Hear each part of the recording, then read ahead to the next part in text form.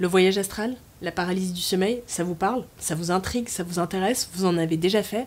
Si c'est le cas, continuez à regarder parce que ce soir, je parle de ça. I see through you!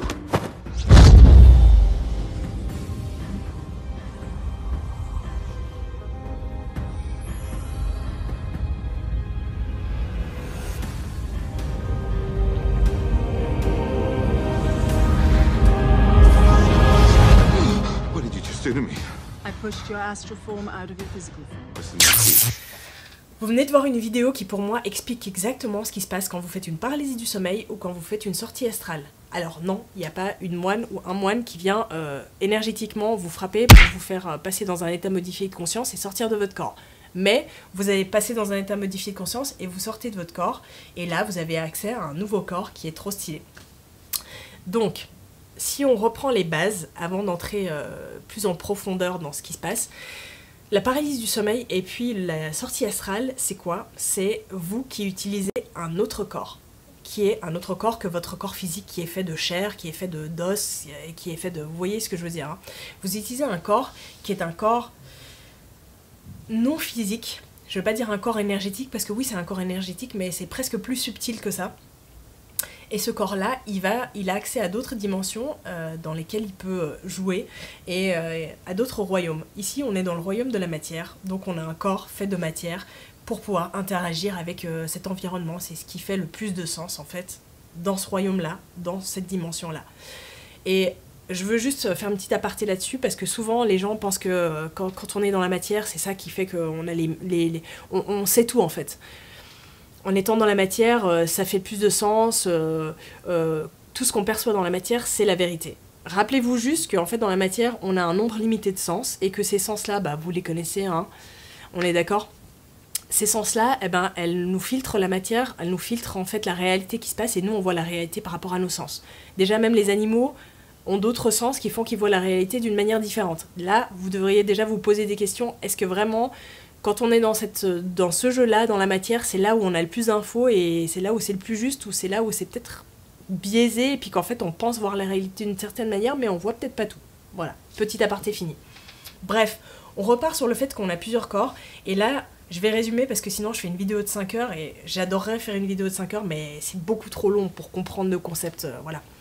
Donc, on a un corps physique, et on a des corps qui sont énergétiques, on va les appeler énergétiques, même si c'est plus subtil que ça. Un de ces corps énergétiques, c'est votre corps astral, et votre corps astral, c'est ce qu'on appelle un corps émotionnel, parce qu'en fait, quand vous l'utilisez, vous êtes dans une dimension, dans un royaume qui est votre royaume émotionnel.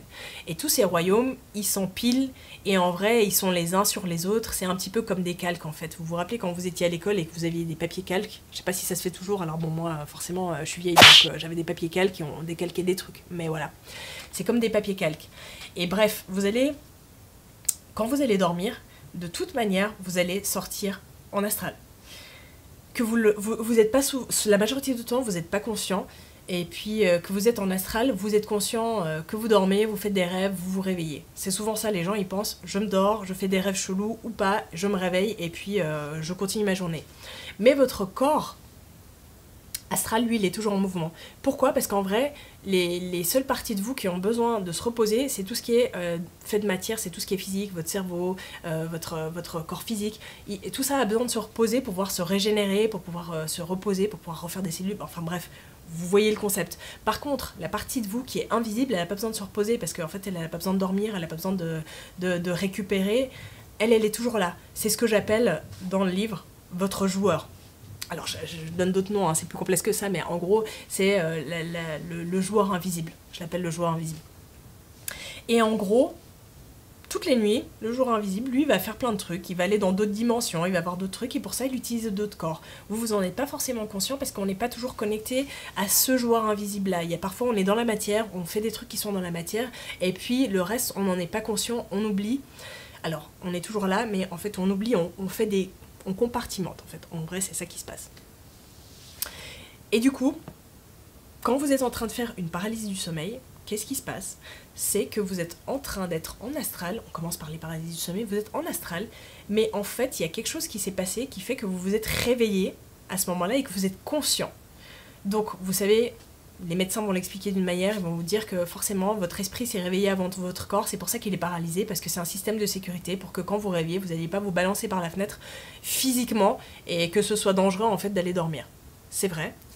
Et l'autre partie, donc ça c'est une partie qui explique physiquement ce qui se passe, mais l'autre partie c'est qu'en fait quand vous êtes pas conscient et que vous devenez conscient dans un autre corps, parce que quand votre corps physique, justement, il est bridé pour pas que vous puissiez faire des trucs, vous êtes dans un état modifié de conscience et vous allez utiliser votre corps astral pour faire d'autres trucs. Et là, ce qui se passe, c'est que vous vous réveillez, vous pensez que vous êtes dans votre corps physique, vous paniquez parce que vous êtes paralysé.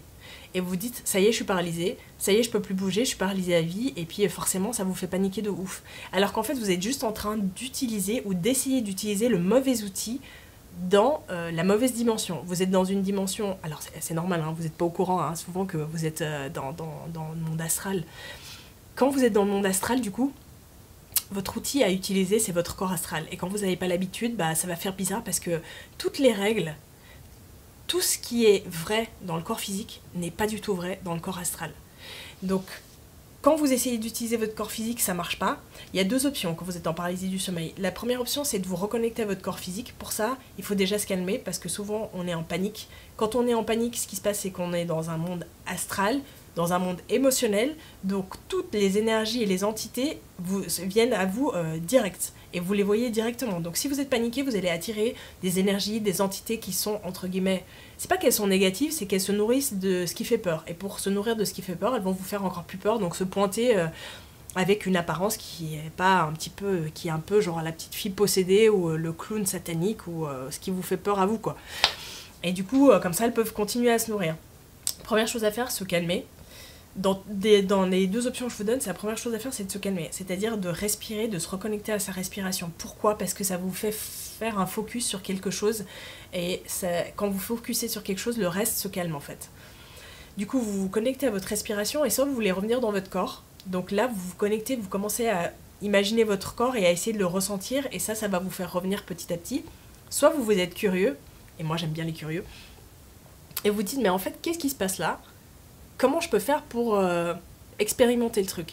Et là, en fait, vous allez devoir vous rendre compte que vous êtes dans votre corps astral. Et ce corps-là, il fonctionne pas du tout comme le corps physique.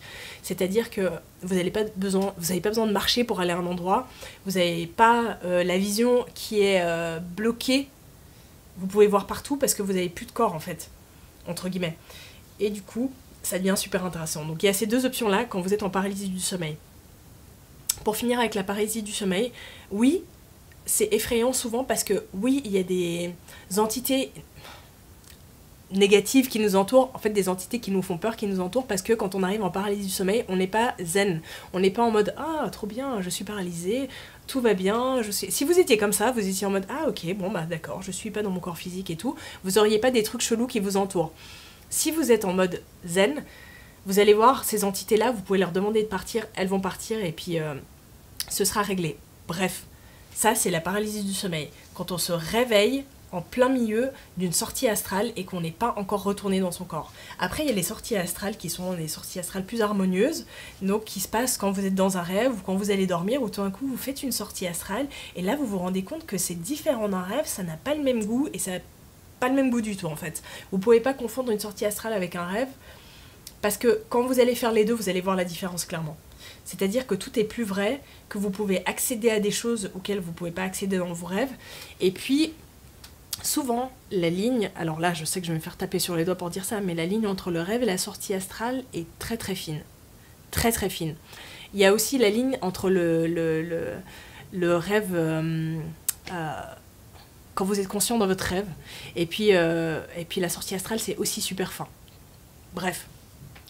Mais en gros, là, maintenant, vous êtes en sortie astrale, et ce qui se passe, là, on passe à la deuxième partie où j'ai envie de vous dire, là, je vous fais un espèce de disclaimer. Le disclaimer, c'est que on va vous dire plein de trucs sur les sorties astrales. Il y a des bouquins qui ont été écrits, il y a des spécialistes de la sortie astrale qui parlent sur YouTube, donc, que je vois passer de temps en temps, ou qu'on m'envoie.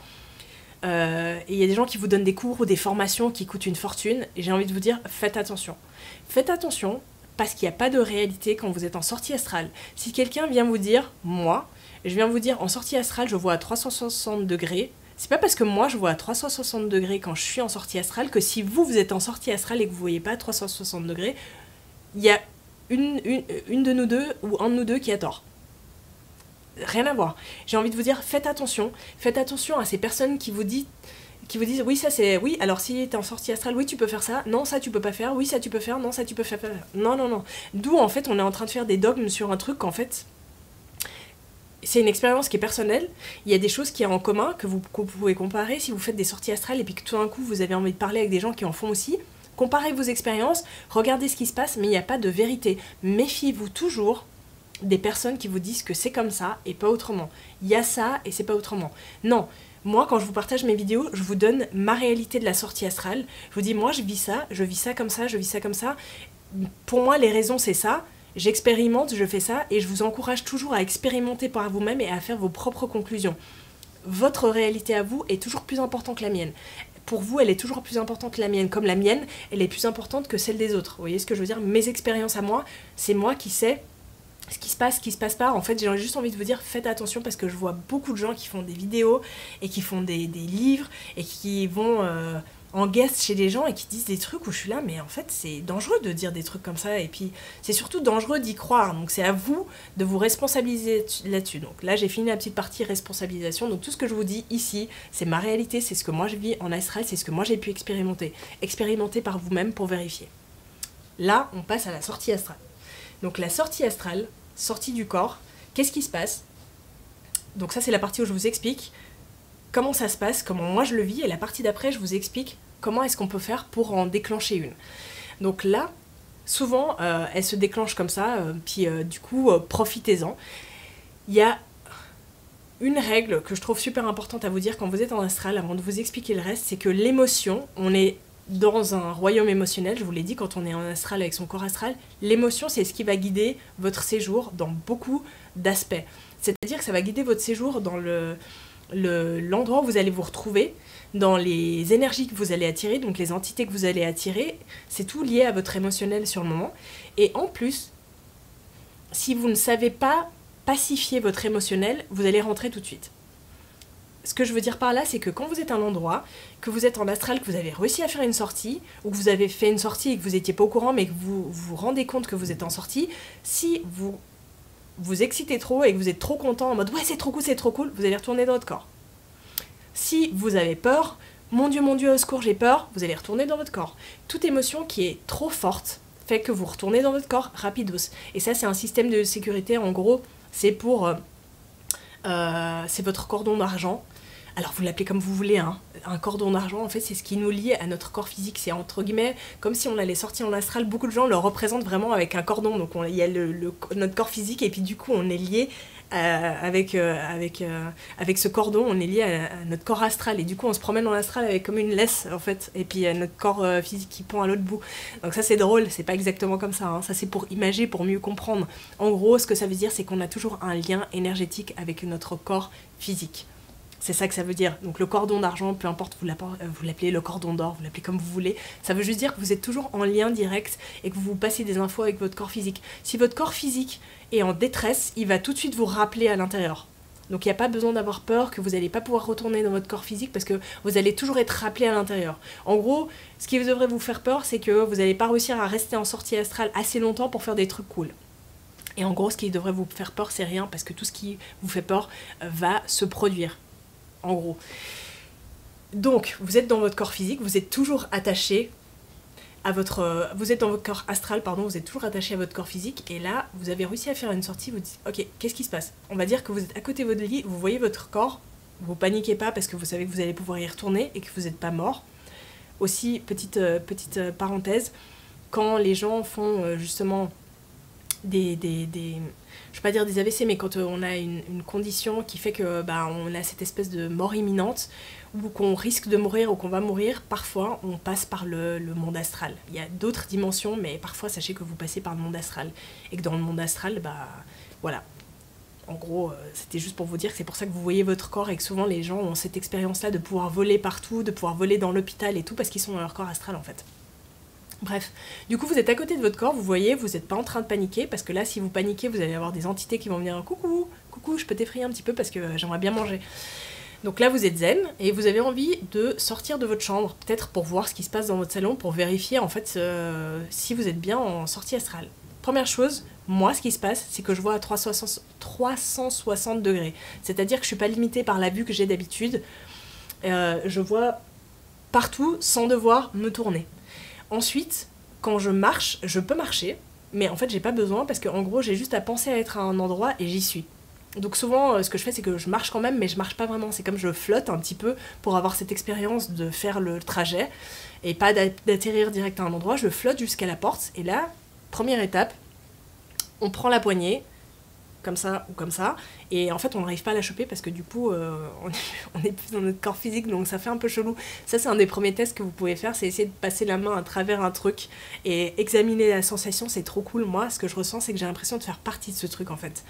Je sens la porte quand je passe à travers, et puis c'est super chelou comme sensation. Du coup, là de nouveau, c'est une gestion des émotions, c'est plutôt une pacification des émotions, parce que si vous vous excitez trop, vous allez waouh, je suis en sortie astrale, vous allez sûrement retourner dans votre corps. Bref, donc sachez que vous pouvez passer à travers les objets, à travers les murs, à travers tout, parce que du coup, vous n'êtes pas dans un corps physique et votre corps astral vous permet de passer à travers n'importe quel objet. Et là, vous pouvez aller examiner ce qui se passe dans votre chambre. Moi, je recommande rester chez vous, rester dans votre appart ou dans votre maison les premières fois dans quelques pièces, parce que ça va déjà vous faire bizarre. Ce qui se passe moi, c'est souvent je vois des objets qui ne sont pas là quand je suis réveillée, quand je suis dans mon corps physique, parce que ces objets-là, ça peut être de deux choses. Soit des objets qui étaient là d'avant et qui ont toujours leur énergie qui n'est pas partie parce qu'en fait ça n'a pas été nettoyé, soit des objets qui vont être là dans le futur. Et ça, c'est trop cool parce que des fois vous voyez des trucs qui sont super chelous. Et aussi, je vous le dis direct, quand vous allez voir vos animaux de compagnie, ça va être vachement cool parce que vous allez voir différemment et eux, ils vous sentent. Si vous avez des chats et tout, allez les voir. Alors, les effrayez pas, hein, je veux dire, allez les voir et tout, parce qu'eux, ils vont vous voir, c'est trop bien. Et qu'est-ce que je voulais dire ? Je voulais dire aussi, par contre, ce que vous pouvez voir, que vous n'allez pas voir, c'est que vous êtes sur un autre calque. Et vous allez voir des entités qui sont là tout le temps, mais que vous voyez pas forcément. Si vous êtes sensible, vous allez les voir aussi quand vous êtes dans votre corps physique, ou les percevoir, mais que vous n'allez pas voir forcément dans votre corps physique et que vous allez voir. Donc si vous voyez une vieille dame en haut de l'escalier, ou alors un petit gamin juste à côté de la télé, ou j'en sais rien, paniquez pas, ils sont là tout le temps. Et en fait, souvent c'est même pas des entités, hein. C'est des mémoires d'entités ou c'est des empreintes. Moi j'appelle ça des empreintes en fait, qui sont encore là, de quelque chose qui se joue encore, mais la personne elle est plus là. Mais c'est comme s'il y avait un fragment de cette personne qui est toujours là, qui est en train de jouer un truc. Donc soit vous êtes courageux, vous allez essayer d'interagir avec, parce que vous êtes curieux. Courageux, c'est plutôt courageux curieux, hein, ça va ensemble. Soit vous les laissez tranquilles et puis vous faites comme si de rien n'était, vous allez explorer d'autres trucs. Bref, la première fois, je pense pas que vous allez réussir à faire des tests, mais si vous arrivez à le faire plusieurs fois, moi ce que je fais, c'est que pour vérifier que ce soit... j'ai pas envie de dire que ce soit vrai, mais pour voir en fait s'il y a un lien entre cette réalité physique et la réalité astrale, moi je fais des tests. Je laisse des trucs où je demande qu'on me laisse un truc en haut et je vais aller le voir en astral, et le lendemain je vais aller vérifier si ce que j'ai vu en astral est vrai, et ça me donne des petits challenges, des petits tests comme ça. Ça, c'est la première étape. Maintenant, on passe à la deuxième étape. Quand vous êtes entraîné, que ça se passe bien, que vous voyez comment faire les trucs. Alors, il y a beaucoup plus de choses à dire, hein. Là, j'essaie de résumer un maximum parce que c'est tellement vaste. Mais bref, une fois que vous avez fini avec votre chambre, ce qu'il faut savoir, c'est que vous pouvez aller partout dans le monde. Alors, là, je vais mettre un petit bémol. Partout dans le monde, moi, ce que j'ai expérimenté, c'est qu'il y a des endroits où on ne peut pas aller. En fait, on peut aller, mais il y a des choses qu'on ne peut pas voir. C'est-à-dire qu'il y a certains endroits, je ne citerai pas où j'ai été. Et en fait, c'est comme si c'était désactivé. C'est comme si vous arriviez à l'endroit, puis en fait, vous voyez rien, c'est un peu noir, il n'y a pas de... Je sais pas comment dire, c'est comme si c'était désactivé et que vous ne pouviez pas y accéder. Je pense qu'il y a des endroits, ma théorie à moi, c'est qu'il y a des endroits sur Terre qui sont protégés, même en astral, où vous n'avez pas accès et vous ne pouvez pas aller voir. Vous pouvez y aller, mais vous n'allez rien voir du coup. Si vous avez d'autres expériences par rapport à ça, ça m'intéresse, donc mettez-les en commentaire ou bien... dites-moi ce que vous avez expérimenté, ou si vous avez expérimenté la même chose ou quelque chose d'autre, parce que moi c'est ma théorie pour l'instant. Bref, en tout cas vous pouvez aller partout dans ce monde, vous allez peut-être pas voir des trucs à certains endroits, il y a des endroits qui sont protégés, ce qui fait du sens. Vous pouvez même protéger, pour moi, vous pouvez même protéger votre maison, votre appartement pour pas qu'on vienne en astral voir certaines choses. Ça, ce sera dans une autre vidéo, c'est plus poussé. Bref. Mais sachez qu'il n'y a pas que ça, il n'y a pas que le fait que vous pouvez aller partout dans le monde, vous pouvez aussi aller dans d'autres dimensions. Et là ça devient intéressant. Parce que dans la dimension astrale, vous allez rencontrer plein d'êtres qui sont pas des êtres incarnés, qui sont des êtres qu'on appelle plus haut. Il y a des gens qui les appellent les guides, il y a des gens qui les appellent les... Vous allez voir des défunts aussi, vous pouvez voir des défunts, vos défunts, d'autres défunts, et surtout vous allez voir des dormeurs. Ça, c'est ce que vous allez voir le plus. Quand vous allez aller dans la rue, vous allez croiser quelqu'un, genre votre voisin et tout, et si cette personne-là, de nouveau, c'est mon expérience, si cette personne-là est en train de dormir, elle va agir bizarrement avec vous. C'est-à-dire qu'elle va être dans une routine, elle va faire un truc, vous avez l'impression qu'elle est un peu en mode automatique, et en fait, c'est juste qu'elle est en train de dormir, et que son corps astral est sorti, et que du coup, elle n'en a pas contrôle, elle est dans son rêve, elle est en train de vivre un truc, son corps astral est en train de faire des trucs en dehors. Donc ça, la majorité des gens que vous allez voir, c'est des dormeurs. Essayez pas de les réveiller, c'est pas très cool, parce que vous pouvez le faire, mais du coup ils vont juste disparaître à un certain moment. Quand vous allez les réveiller, ils vont disparaître. En gros, c'est ça qui va se passer. Après, il y a... Bon, je dis c'est pas très cool, faites ce que vous voulez, en vrai c'est pas un jugement, faites ce que vous voulez. Bref, et en tout cas, vous allez pouvoir parler avec vos guides, parce qu'ils arrivent à descendre dans... Ils sont pas dans cette dimension astrale, mais ils descendent souvent dans cette dimension astrale. Vous allez parler avec plein d'entités qui sont hyper intéressantes, qui vivent dans l'astral. Les entités du petit peuple, d'ailleurs, elles sont souvent dans l'entre-deux, donc vous les retrouvez aussi facilement là. Vous retrouvez plein d'entités. Moi, je vais pas vous dire lesquelles, parce que de nouveau, ça va vous limiter. Oui, il y a que ça que vous allez trouver là. Non. Et vous pouvez aller dans d'autres dimensions qui sont... encore différentes, j'allais pas dire encore plus subtiles, mais en vrai, oui, elles sont presque encore plus subtiles, elles sont différentes, et vous allez rencontrer des êtres, vous allez rencontrer des trucs incroyables. J'ai pas envie de vous dire quoi maintenant, peut-être je vous ferai une vidéo un peu plus poussée là-dessus, mais vous pouvez discuter avec ces énergies-là. C'est des entités, pour moi, c'est des énergies qui prennent une certaine forme que nous, on leur donne. Comme si vous voyez un dragon, en vrai, c'est une énergie, mais vous lui donnez la forme d'un dragon parce que c'est vachement cool. Vous voyez ce que je veux dire, ça passe toujours par votre modélisation de l'énergie. Bref, du coup, il y a ça à faire. Et puis, ce qu'il y a à faire et que les gens ne se rendent pas compte dans le monde astral, c'est que vous pouvez travailler sur votre émotionnel. Donc, c'est-à-dire que c'est un peu thérapeutique dans le sens où vous allez retrouver tous vos traumas, tous vos peurs, tous vos trucs-là vont vous attendre tranquillement dans l'astral pour venir vous tester. Si vous rencontrez des démons, si vous rencontrez... parce que bien sûr, vous allez rencontrer des créatures qui vont vous faire des trucs un peu chelous. Mais ça, de nouveau, ça veut dire qu'il y a un miroir avec votre énergie. Si vous n'êtes pas dans cette énergie-là, vous n'allez pas rencontrer des gens qui vont vous faire des trucs chelous, qui vont vous enfermer dans des endroits, vous dire que vous ne pourrez plus jamais revenir. Parce qu'en vrai, c'est pas vrai. C'est que vous y croyez, c'est que vous générez le truc, du coup, cette entité peut faire ce truc-là. Personne ne peut vous enfermer à un endroit, personne ne peut vous empêcher de revenir à votre corps. Sachez-le juste. Bref, il y a tout ça qui se passe. Et maintenant, je vois que le temps passe vite, mais maintenant, si on passe à la dernière phase, donc la phase du milieu, là, et je pourrais vous donner plein d'infos, peut-être je ferai une vidéo, en fait, pour vous expliquer plus ce qui se passe dans le monde astral et ce que vous pouvez faire. Si vous avez des questions, s'il y a des trucs que vous avez envie de savoir, mettez-les en commentaire, comme ça je le prendrai en compte, et quand je ferai la vidéo, j'essayerai d'y répondre un maximum. Et puis, la dernière phase, et celle qu'on me demande le plus, c'est « Ouais, mais comment je fais pour sortir en astral, parce que ça m'intéresse de faire ce voyage-là. » Avant de vous dire ça, j'ai envie de vous dire, faites attention à pourquoi vous voulez sortir en astral. C'est tout ce que je vais vous dire. Je vais pas vous dire faites le pas si vous avez ça, je l'ai déjà dit dans une autre vidéo, je n'ai pas dit faites le pas, j'ai dit faites attention si vous avez déjà du mal à discerner la réalité, si vous êtes déjà dans un état dépressif, si vous êtes déjà dans des états qui sont pas, entre guillemets, stables, et ce que j'ai envie de dire, c'est qui pacifient vos émotions, vous êtes stable dans vos émotions. Faites attention parce qu'en sortie astrale, ça va être dupliqué. Et d'un sens, c'est bien parce que du coup, vous allez pouvoir le traiter, mais d'un sens, ça peut aussi être trop violent. Après, à vous de savoir, de toute manière, vous allez vivre ce que vous avez besoin, envie de vivre. Donc voilà. Mais posez-vous la question, par contre, pourquoi vous avez envie de sortir en astral? Est-ce que c'est parce que vous avez envie de vous la raconter et de pouvoir raconter aux autres, ouais, je suis passée en astral? Est-ce que c'est parce que vous êtes curieux? C'est toujours bien de savoir pourquoi est-ce qu'on veut aller en astral. Peu importe si vous le faites après ou pas, parce que moi, je vais pas passer de jugement. Vous pouvez le faire pour n'importe quelle raison, mais posez-vous la question, ça vous donnera déjà une meilleure compréhension de vous-même et aussi une meilleure compréhension de ce que vous recherchez dans l'astral. Une fois que ça c'est fait, j'ai envie de vous dire que la première règle à appliquer, c'est le verre vide. Vous avez déjà vu, je crois que c'était dans Avatar où elle dit on ne peut pas remplir un verre qui est déjà plein. Bah c'est le même concept. Si vous voulez aller faire une sortie astrale, vous ne pouvez pas remplir un verre qui est déjà plein. Si vous êtes plein du monde de matière, du monde physique, c'est-à-dire que vous êtes stressé, que vous avez votre boulot en tête le soir quand vous rentrez, votre famille, vos enfants, vos trucs comme ça, qu'il n'y a plus d'espace, que vous êtes rempli, bah vous n'allez pas avoir de l'espace pour pouvoir faire un voyage astral. Et pourquoi? C'est parce qu'en fait, pour pouvoir faire un voyage astral, il va falloir rentrer en état modifié de conscience, et pour rentrer en état modifié de conscience, il va falloir être, j'ai pas envie de dire être zen, mais être bien, être déstressé, juste être calme. Le calme, c'est ce qui est le plus important. Donc la première chose, c'est vider votre verre. Le stress et tout, c'est dealer avec votre stress, dealer avec les trucs qu'il y a à faire, comme ça votre esprit est déjà plus calme.